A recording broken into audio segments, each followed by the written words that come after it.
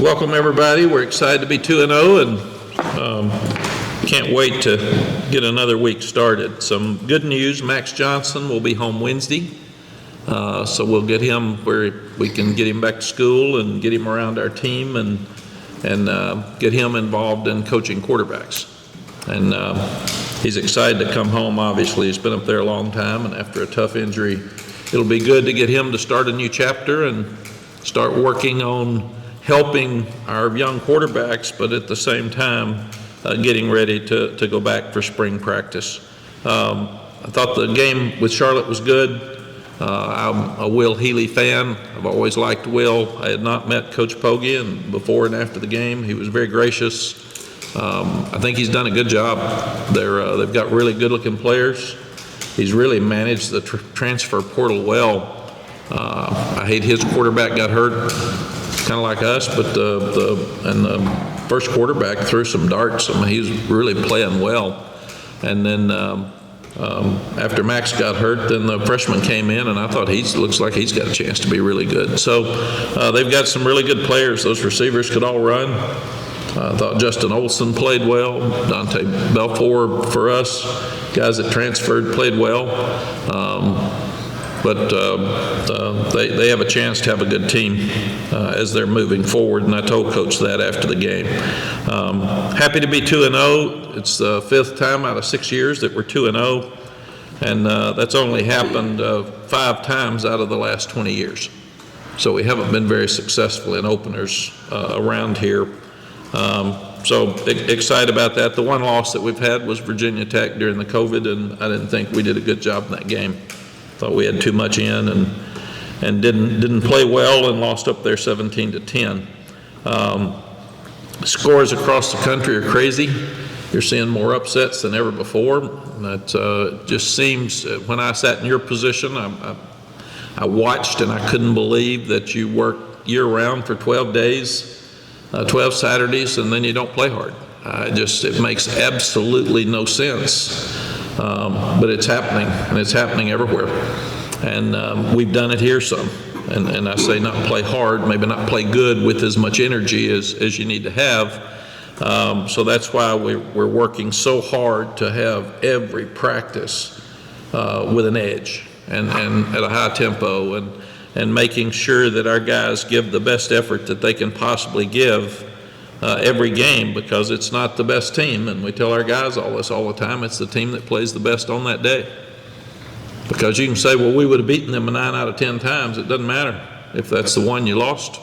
So that's what we're pushing really, really hard. In this ball game, we played 75 players, which is really, really helpful. It's great for morale. We've talked constantly about next man up. Well, it was obvious when Max got hurt that Connor was a starting quarterback immediately, and that was within 15 seconds. Hey, go, it's yours. So it happens fast. When Omarion came out Saturday, Darwin Barlow's down. Bullet, freshman, go play, man, and go do it now. You don't have time to grow up. You're growing up between now and the time you get out there. Same thing when Bryson Nesbitt got hurt. Same thing when Blasky got hurt. Jeff Greenberg's never been in a college football game at this level. Zach Greenberg's never been in a college football game at this level, and you said, you got it, bud, go play center. And he did pretty well. So that's what's happening with this team. But as I said, it gives everybody hope, gives them a chance to play. The good thing is the guys that got injured are not out for the year, so we'll watch them this week and work toward getting them back. It also, when team morale, it helps transfer portal. When you don't have as many guys that aren't playing, and your second teamers, your third teamers have a chance to play, they're more likely to stay, because kids usually leave because they're not getting to play. So that was all very, very helpful on Saturday during the ball game. I thought Connor played well. There's some things he can improve, but we thought overall he did a really good job for a first start at home, and we can help him more. Really excited about the way we're running the ball. Without our starting 2 running backs, we had 269 yards rushing, so we're being physical. with a new offensive line. You lose your center early in the first quarter, and you still just keep going. And I think we played 13 offensive linemen, and I believe we played 11 defensive linemen. Jeremy could, the coordinators will give you the exact numbers when they come in, but we played a lot of people, and really excited about that. We had 18 explosive plays, which was so much better than the opener, and we can continue to build on that. We were 6 of 11 on third and fourth downs, which is really, really good when you're over 50%. We had too many pre-snap penalties. I don't know where those came from. We haven't had them. We haven't had them in preseason. We cut them all out, but we had a couple of penalties where we got ourselves in position where we put ourselves at 1st and 15 because of false starts. And then there were a couple of flags that were thrown that, as you look at it, they weren't penalties. So we'll turn those in and do like we do each week as we're moving forward. But offensively, I'm glad to see Kobe Pesar get a screen and have a great run with it. Hopefully he's getting healthy and where he can be an impact for us, because people talk about losing the speed that we had with Tez Walker. The receivers that are playing now are the ones that played for the first 4 games before Tez was eligible last year. And we move the ball, so it's not what we don't have. It's that we've just got to be more productive. Defensively, I'm so pleased that we're stopping the run. We gave up 49 yards rushing.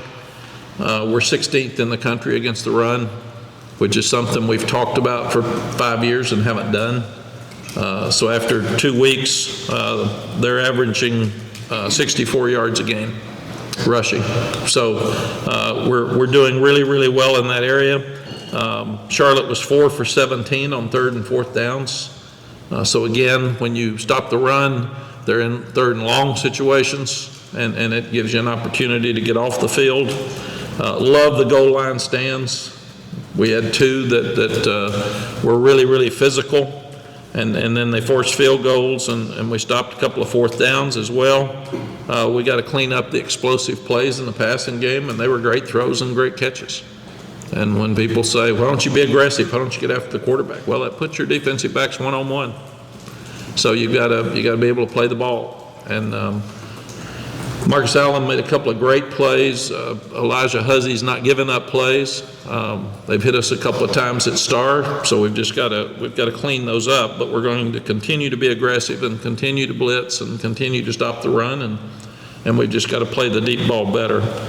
Jeff will give you the numbers, but large majority of the plays, they got nothing, and then they got so much out of 8 plays again or something. So those are the 6 or 8 plays that we've got to stop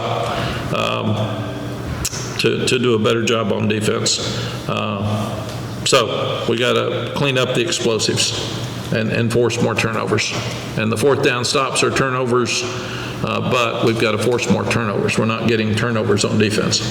And we should, as much as they are in long yardage situations. And we had 3 possible turnovers that we missed. So that's something that we can definitely do better. Special teams were good again. We won the special teams battle. Our kickoffs were all touchbacks. We were 1 of 2 with field goals with Noah Burnett. He missed the 49-yarder. And Nate McCollum and Elijah Hussey are doing a really good job in the return game. Both of them are close, and we've gotten so close to making plays. And I thought Hussey, their guy, did a really good job of kicking it high, so it was hard to get returns. But he had one in the sun that he caught, but he didn't let the ball hit the ground, so he did a tremendous job there. The offensive player of the game is Davion Goss, 16 carries, 105 yards. A touchdown. He averaged 6.6 yards a carry and had 1 catch for 5 yards.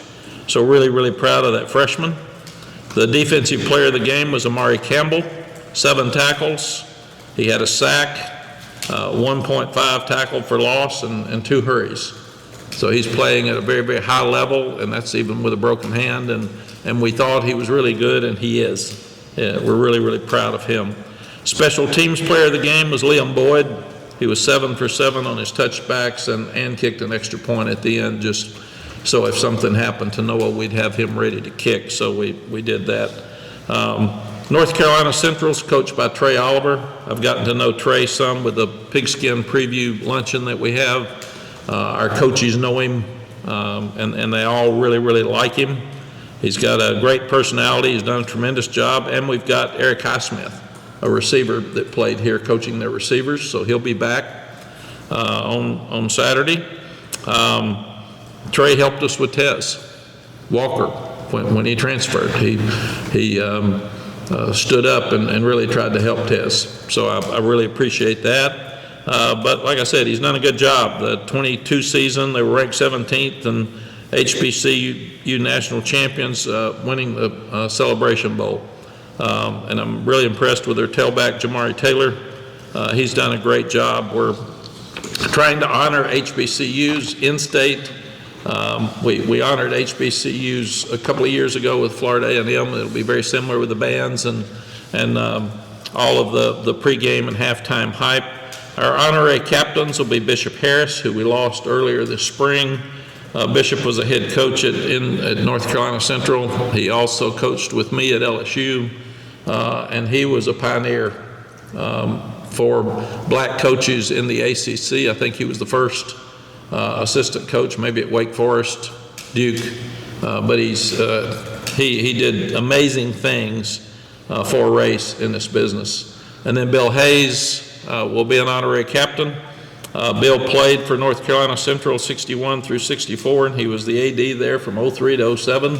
He's in the Hall of Fame. He's, I think the field stadium's named after him at A&T, I believe. He was head coach at A&T, head coach at Winston-Salem State. He's a really, really good friend of mine, and he, again, is a pioneer.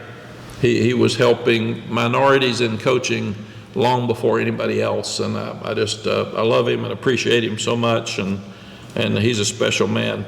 And then George Bulldog Smith was on our strength staff here, and he's been an associate AD at North Carolina Central for 20 years, and I love George. When we had Mad Dog, we had Bulldog, we had Sheepdog, so we had a bunch of dogs in our strength program. But George he's done amazing things at Central, so he'll be an honorary captain. And the last one is Rod Broadway, and Rod was a defensive lineman here, and he was the head coach at Central 03 to 06, and he won 5 national championships in HBCU, and Coach Hayes won 2. So all these folks that'll be honored, Bishop's family will be there to honor him. So sorry we lost Bishop. He was a great man, a fun guy to be around, a tremendous coach. And then we always celebrate 2 of our Tar Heels before the game, and we will celebrate Natrone Means and Dwight Hoyer. They'll be the ones on the Jumbotron that will be honored before the game. Natrone still asks me about NIL. If he can go back and say Natrone means business. He said, Coach, I'd have killed it. And I said, yeah, well, I don't know that we can go that far back, but we will check it. Questions? Matt, I'll kick things off. I was at Central last week, and Coach Oliver also, he said, you're welcome for Tez Walker, so I had to pass that along. But, I mean, you spoke just a little bit about the respect that you have for him, and I know that he really feels the same way with you. Said that you've really been a big mentor for him. Just tell us a little bit about that relationship. I really love what Coach Oliver does for kids. He's got such a great personality. I've been lucky at the Pigskin Classic. I sit next to him every time, and he's so funny, and he's smart. He's driven, and he's done a great job of elevating their program. So I really admire what I see. And I think he's going to have a tremendous career in this business. Came in, obviously, being gone for, let's say, multiple games at this point. We did see Tyler Thompson, we did see J. Brown Harvey get in there. What can you kind of tell us about what you saw from them, let's say in training camp, that kind of gives you the confidence for them to be in there with Cayman's current season? It was funny when we didn't know Cayman wasn't going to play till Friday. All of a sudden you're saying, okay, what are we going to do? And we're talking about developing depth, and we're talking about being at least 2 deep, and in some cases 3 deep. And Tyler and Jay Brown have both played really well in practice, and I'll let Jeff talk to you more about them, but they played well in the game. they didn't make the game-changing plays that Kamen would make. And it was funny, Kamen spoke to the team on Friday afternoon after we realized he wasn't going to play, and he told them, I'm out of here next year anyway. So you guys got to step up. So somebody got to start getting ready to take my job, and this is a great opportunity to do that. So I felt like both played really well, and they did what they were supposed to do.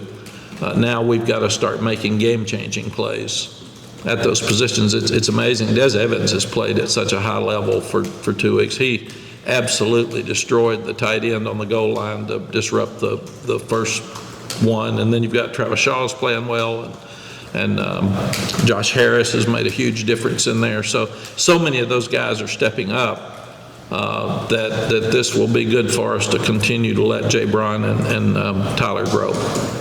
Mack, what's your thoughts on the overall value of Bryson Nesbitt? I mean, he scores that touchdown and runs over their corner to get to the end zone. He also makes some nice blocks, including Nate McCollum's run. Yeah, we really need. All the things he does. Yeah, we really need Bryson because he is he's such a difference maker because he's a mismatch with safeties. He's a mismatch with linebackers.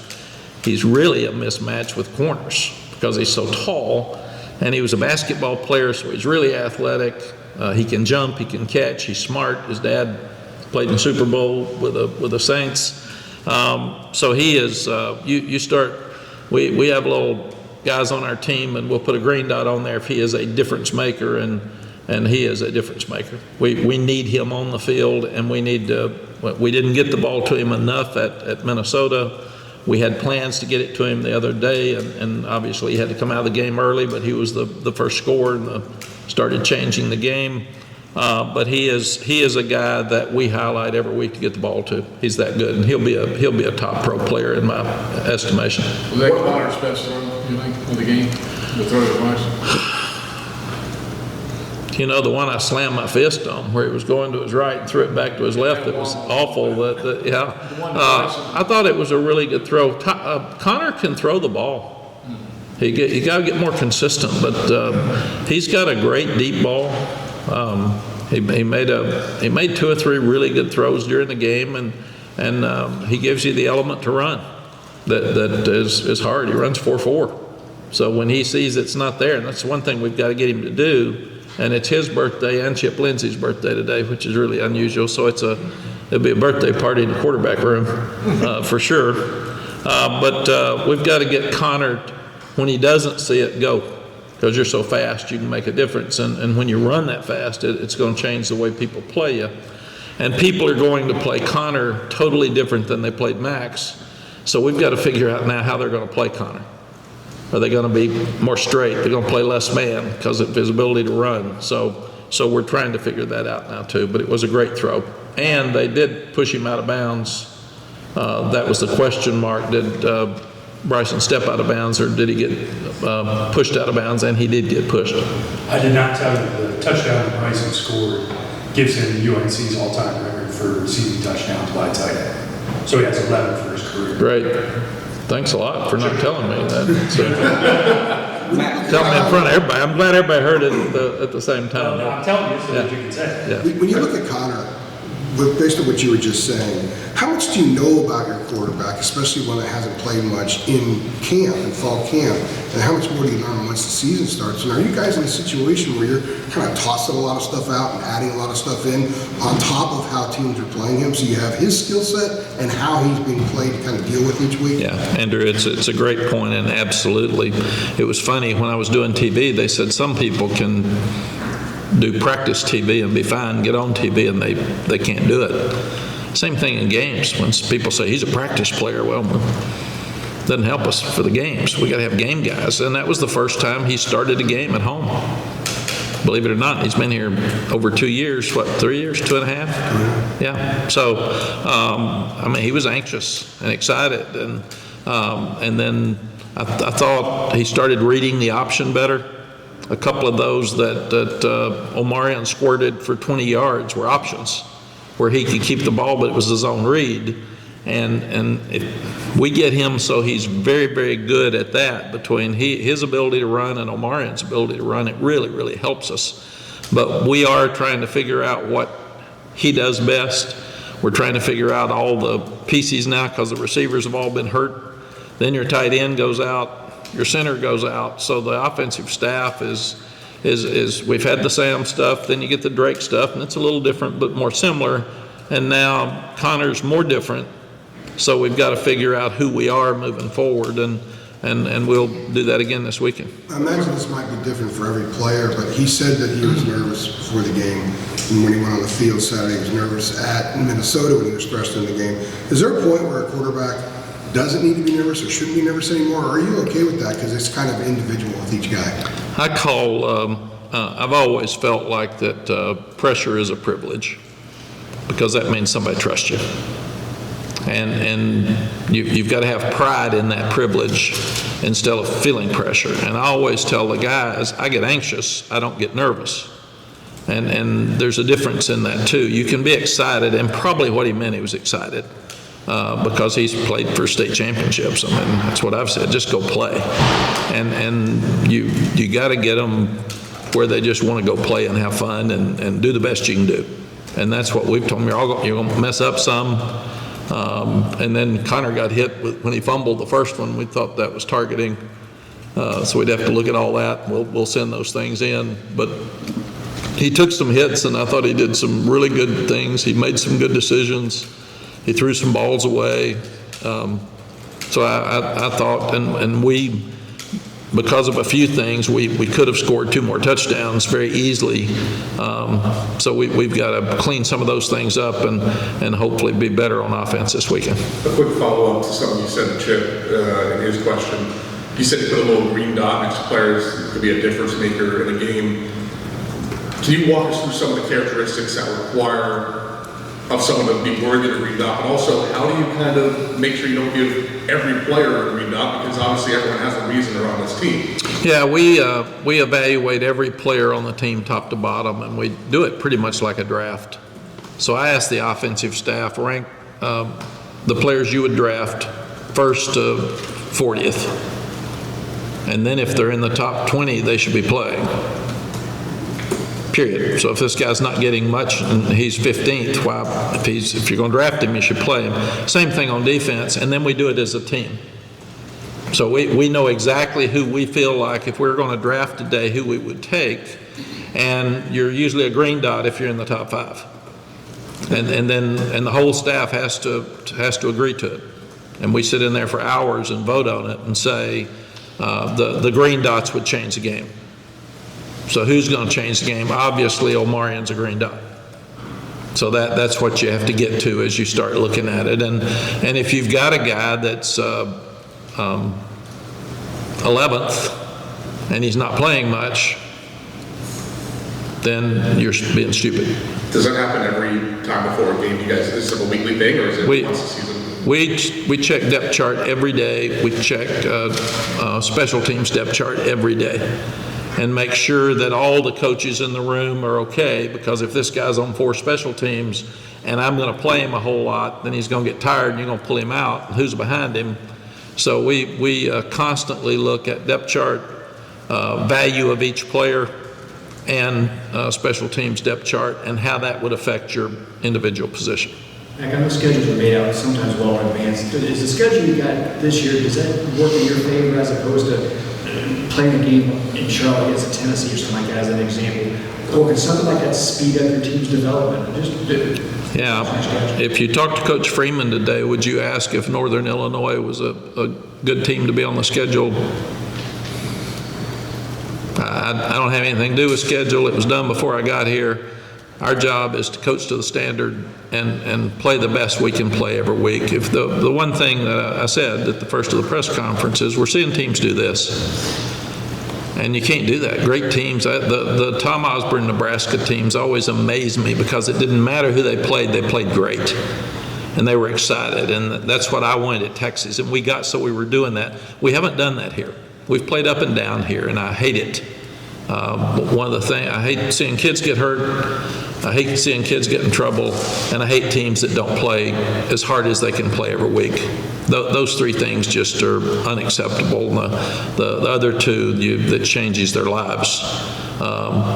this one changes football at North Carolina in our lives. And so we're trying so hard to change that culture where we play the hardest way. You're not ever going to play the best you can play every week. You're going to make some good plays and bad plays. That's kids with football. But you can play hard every week. And I told the guys, you practiced every day of spring practice hard. And you're practicing 3 days a week. You practiced every day of preseason hard. And you're hitting every day. Why in the world do you come out here and practice in pads Tuesday and Wednesday and can't be ready for Saturday? It makes absolutely no sense. And part of it is we've got a problem with this. We've got social media now. So we sit there and say how good we are and how great things are. And we can't possibly lose. And then you start feeling good about yourself, and then you can't prepare. So we have talked to the guys every day about how you win and how you lose. And you need to be positive. You need to be focused. You need to be ready to practice, and you need to do the best you can do every day. And we told them yesterday when they left practice, we said, you've got 36 hours to prepare for Tuesday's practice. And the 30, if you tell me what you did in those 36 hours, I can tell you whether you're going to play good or not. If you stayed up till 2 o'clock on your phone last night playing video games, you're probably not going to practice good. If you don't practice good Tuesday, you're probably not going to play good. So it is really, really hard to be great. And to do that, you've got to do every little thing right. And usually when we say you lost because you made too many mistakes, no, you lost because you weren't ready to play, and that's why you made too many mistakes. When you're ready to play, you usually play good. We played hard Saturday. I was really proud of them. And that was after a tough physical game at Minnesota when we got back at 6 in the morning. But I was proud of them. Now we've got to do the same thing again this week. Mike, you used to, may I ask a question? You always just, in terms of Connor, and maybe his personality, as you're figuring more about who your quarterback is, you used to say that Drake was always so hard on himself in terms of looking at what he did in good and bad after a game. Like, is that another thing you're trying to figure out with Connor? I mean, we know he's valedictorian. We know he's like a wonderful human being. But is that another sort of part of the process you navigate as to how hard you coach him or how much you love him up coming out of a game? Yeah, I want Connor to have more fun. He is the perfect child and puts so much pressure on himself. He runs our Bible study. Right. He's one of the top students in our business school. He's one of the leading vote getters on the offense with our leadership committee. He does everything right in his life. He was pulling for Max. He was so disappointed when Max got hurt. I mean, if I had a son, I could adopt right now. It'd be him. I mean, he's just that nice. But he puts a tremendous amount of pressure on himself. I do that. I don't have enough fun. And I know that. And I try really hard to have more fun. But you're driven and you want to get things done. So we're all trying to get him to embrace this, appreciate what he's accomplished, and just go play and have fun. Understand you're following Sam and Drake, which is a load. I mean, they're both in the NFL, and that's where he wants to go. But I thought he did some of that on Saturday, and we just need to continue to have him have more fun. And he's really talented, and he can do it. We've just got to get him to keep doing it. Does he have a green dot? I can't. The two were obvious, and I don't want to get into that. I shouldn't have said it, because then I'm going to tell you who doesn't have one by telling you who does have one. And then I'm going to have all afternoon talking to parents about why my son doesn't have a green dot. So no, media does not have green dots. Come on. Art does. Art has a green dot. Building off what Adam asked, you brought up now the legacy of Sam and Drake, and now having these quarterbacks have to follow them. From a teaching standpoint, as a coach, do you have to sometimes remind yourself of, you have to kind of teach these guys to do things you may not have had to teach guys like Sam and Drake because they were kind of once-in-a-generation type talent? No, you have to teach them all. And you think about it, nobody knew how Sam was going to do. We opened up with South Carolina in Charlotte, and we'd won 2 games the year before. And everybody acts like Sam walked in here and just everybody knew he was going to be great. We had no idea how he was going to play.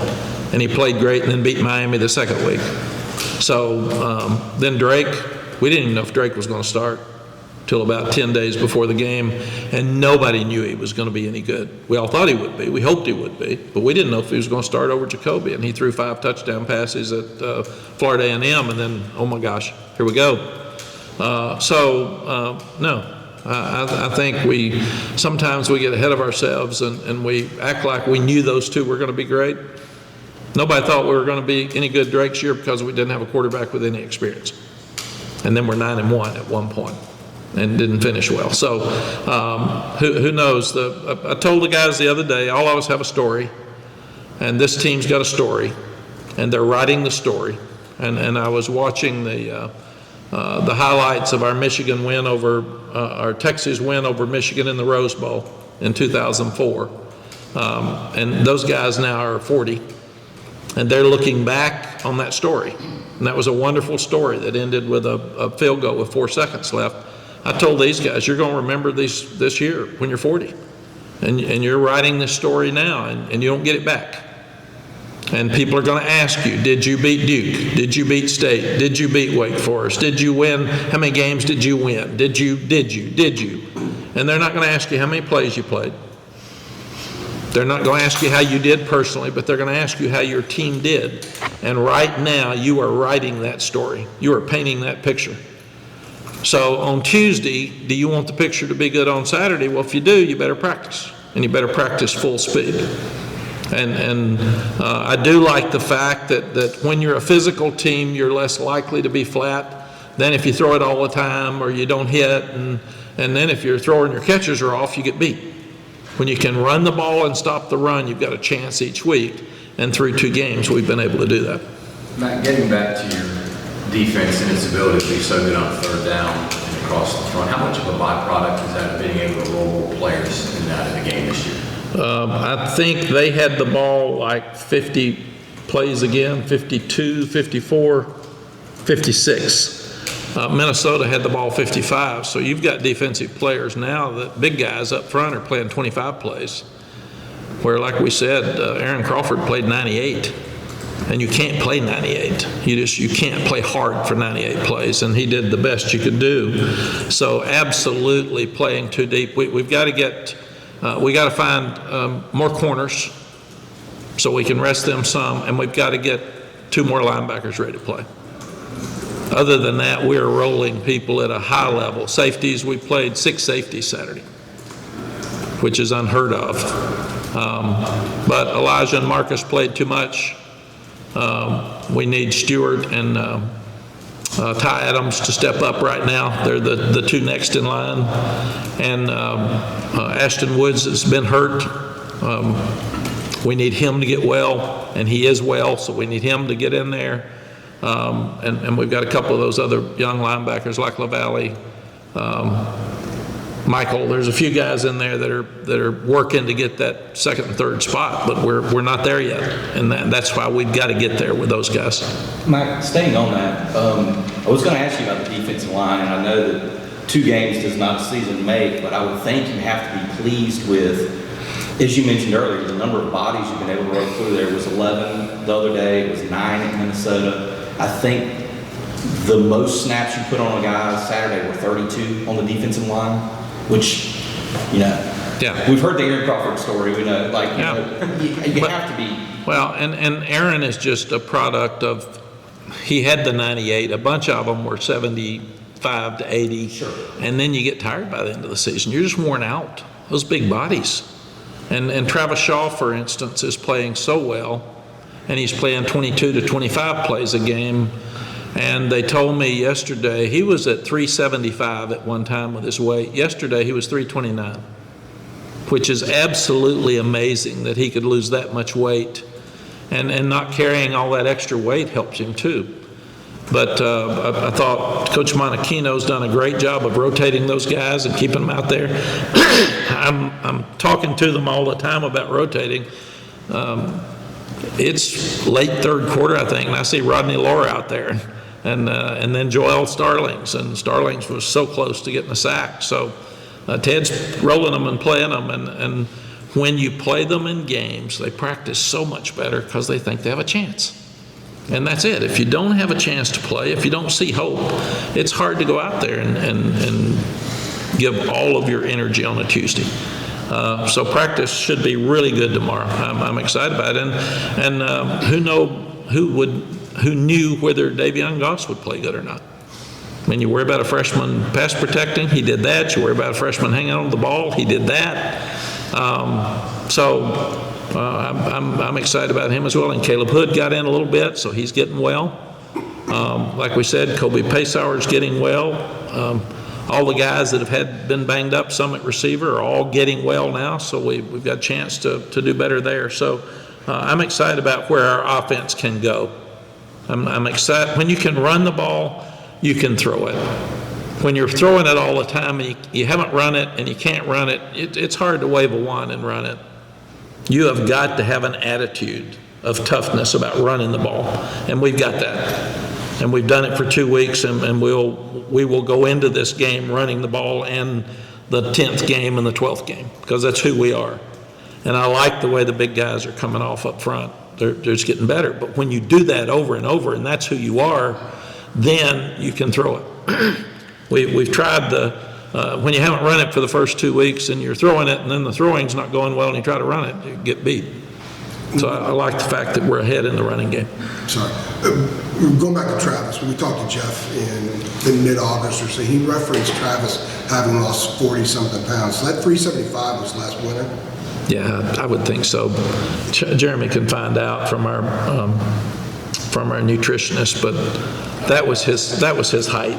That was the heaviest he was. You've talked about Travis having to refine a lot of things, check some of the boxes as you mature and grow up. Is he at a point now where you guys are comfortable that he has the right kind of focus on a daily basis to become the guy that you think he can become? Yes.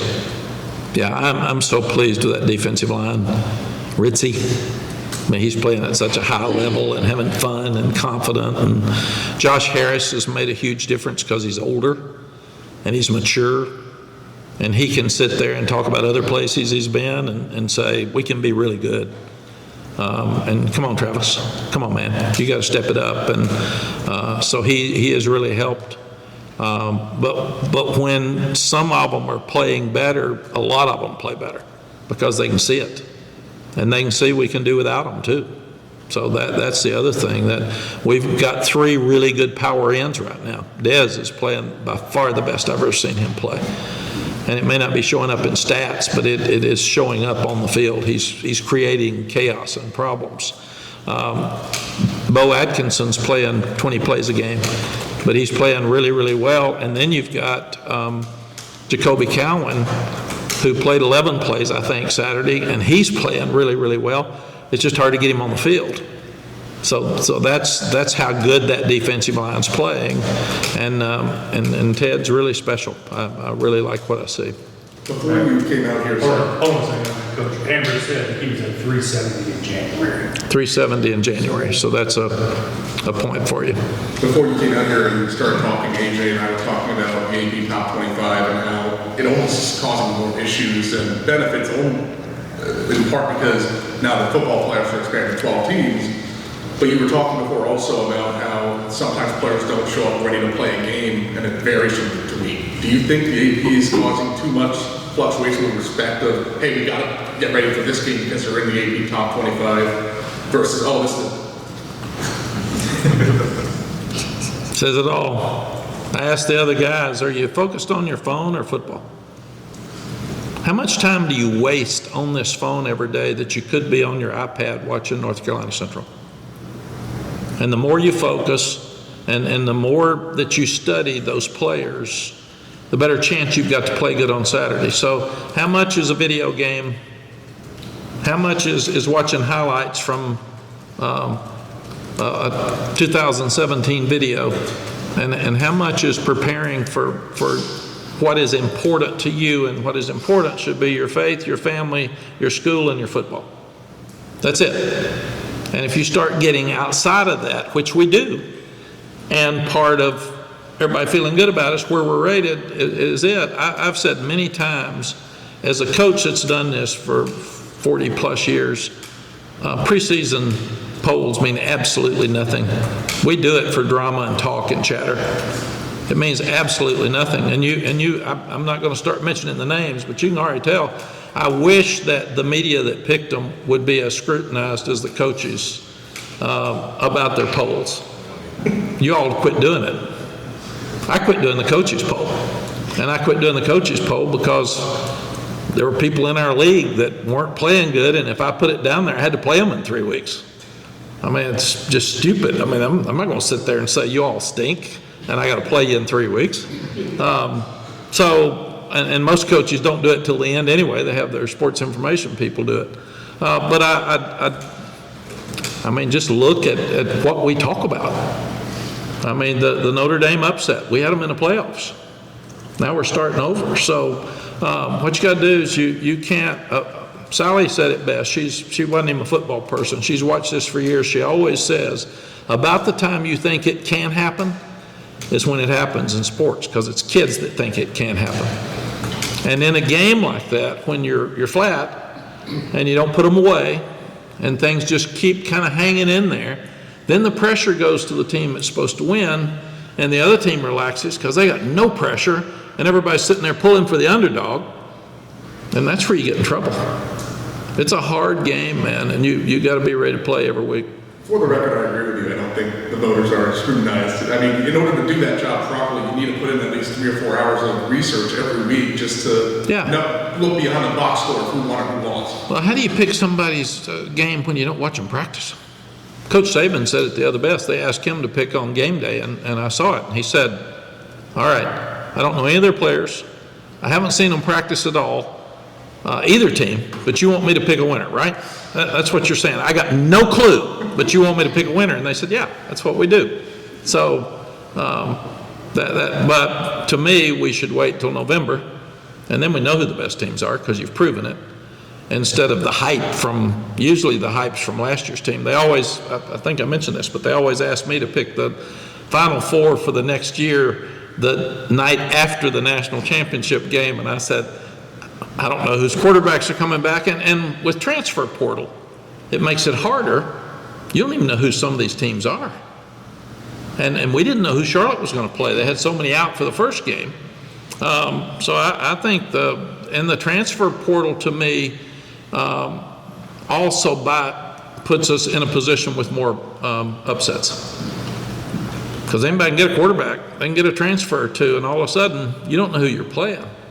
Mack, two-game sample size again, but you haven't had a wideout catch more than 3 passes in either game. I know you had Max get hurt. But do you think, in your view, not Chip's or anybody's, do you think the way that this offense is constructed, just not going to have some guy catch 15 passes, it's going to be more of a sort of a committee? No, yes, I think absolutely. Talking to Lonnie this morning, he's got about 13 guys that can play. And they're all really good. Some are older than others. And then the freshmen pretty much hit a wall, some of them that's where Davion Goss was so good. A lot of the freshmen just give out because they're not ready for the pressure of preseason and having to practice every day, and they just get tired and give in. Then some of them get banged up a little bit, and they're not used to being hurt, and they're being coached harder than they've ever been coached because they were the best player on their high school teams, and they're playing against players that are better than they've ever played against because they're more like them. So it's tough for a freshman, and we've told our freshmen, we don't care if you play or not. If you're ready to play, play. If not, most freshmen don't play. So just try to get on the field, find a spot, but plan on doing it later. But Lonnie's got so many of them. Paul Billups is really good. Kobe Pesar is really good. Chris Culver is really good. I mean, Jordan Shipp, Alex Taylor. I mean, you just start, and we haven't even mentioned Gavin Blackwell. And so he's got a group of guys that can all play. Nate McCullum.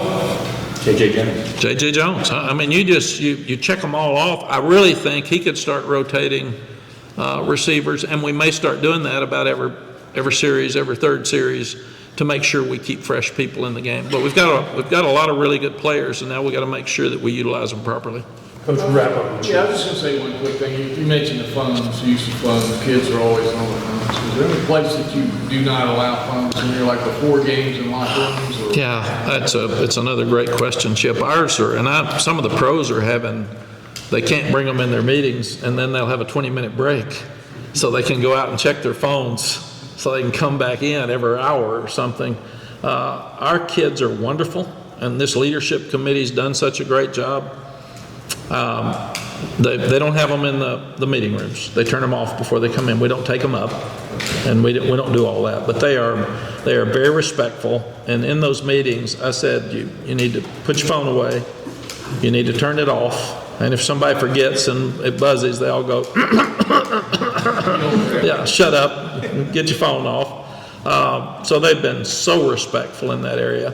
I asked them the other day, when you kids have gotten in trouble, not with me, but on teams where they're tweeting on the bus coming in. They're at halftime. One of them got mad at Texas one day, not with me, but he tweeted something out that wasn't good at halftime. Well, that's stupid. That's what I've said at halftime. Because they have their phones on them, and they're going to look. So I asked the leadership committee the other day, when do we put the phones away? And I don't want you coming in on the bus from the hotel talking loud. So what they can't, but also if mom needs tickets and hers aren't available, they need to be able to answer, or if there's an emergency. So we've said that you can text on your phone up until it's time to go, and then we'll play. But we don't want you talking on your phone, and they all listen to their music. So that's what their phones are good for too. So, but they said, I said, what about halftime? They said, no, shouldn't have them at halftime.